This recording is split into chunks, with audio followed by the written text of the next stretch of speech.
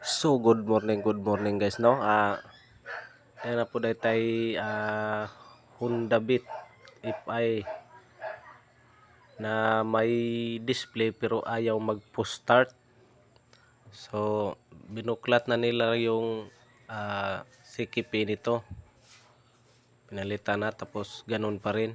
Ayan, kita niyo yung sitwasyon no.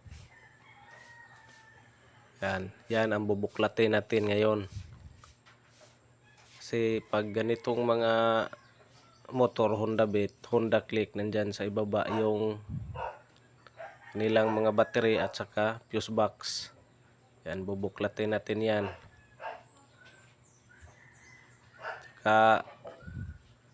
Kasi marami pang nag-aantay sa atin dito. Yan o. Marami pa dyan. Pa sa ano. Yan. Ayan, nabuklat na natin. Itong kanyang mga main relay. Yan, nag-iba na ang kulay. Yan. Kulay blue. Yan ay kukuskusin natin yan.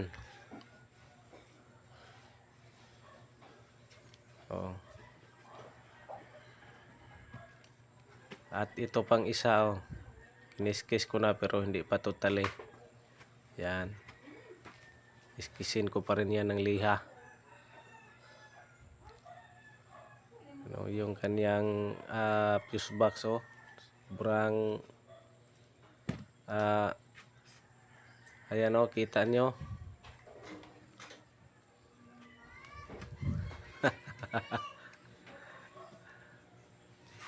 Parang isang taong hindi na linisan to. Bilisan na natin kasi mayroon pang naghihintay Yan.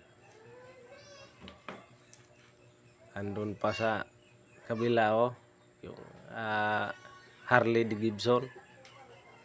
Ayan, naibalik na po natin yung ating project at subukan na nating i-start. At pagpasensyahan nyo na kasi walang tagahawak ng kamera ko. Ilagay ko muna. Walang tagahawak kaya wala rin tong center stand tong motor na to.